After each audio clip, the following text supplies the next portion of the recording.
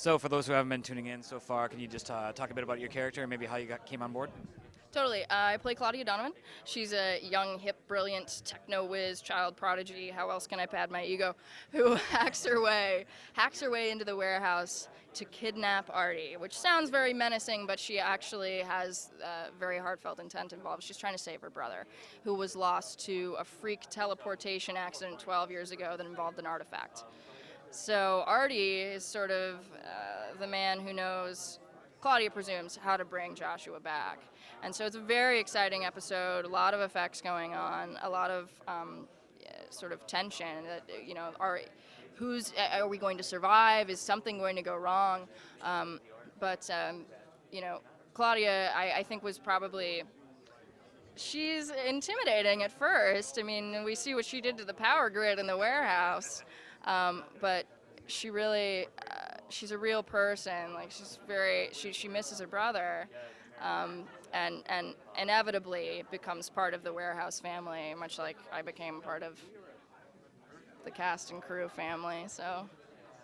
Because Jack was saying, he's like, this is really a family show, just with a kind of a sci-fi backdrop. So like, can you just talk about that, like this kind of the theories of the show and just kind of how it blends sci-fi and family?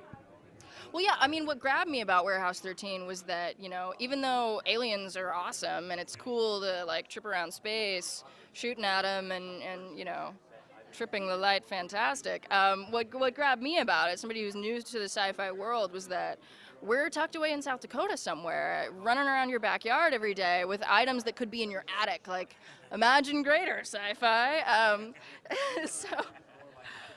So it's the blend of real world elements with this, fantasy land and humor that, to keep us all not taking ourselves too seriously, that grabbed me and that I think will grab, the rest of the world and not just straight sci-fi followers, I hope.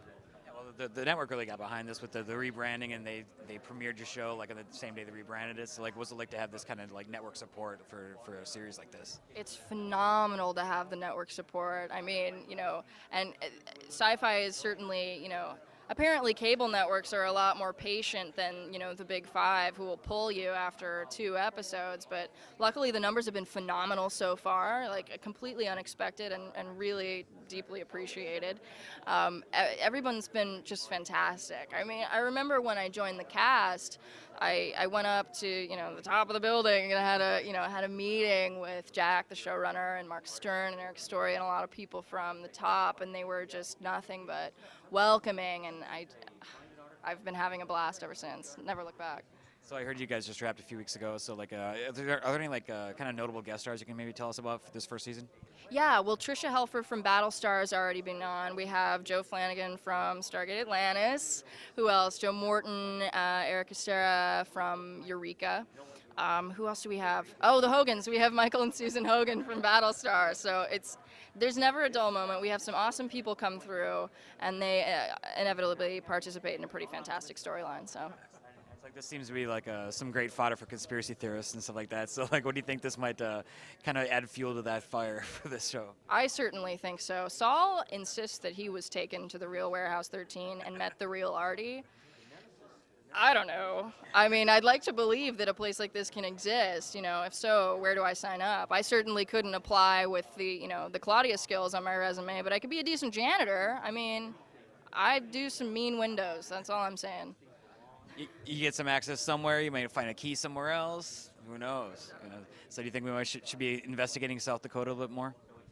I mean, I have a feeling that if you drove around South Dakota looking for the warehouse, you might drive through the rabbit hole into Wonderland, or like find a rip in the space-time continuum that would just take you out of there. So maybe don't try to find us too hard, but we're out there. And we're coming for you. Excellent. So just for the fans who've tuned in so far, what would you like to say to those guys, and what would you like to say to someone who might not have caught the series to get them to tune in on Sci-Fi? To those who have watched, thank you so much for the numbers. Oh my God, the closer we get to my episode airing, the better. And to those who haven't watched, you're missing out. There's, if you're sort of hesitant because of the sci-fi moniker, definitely sort of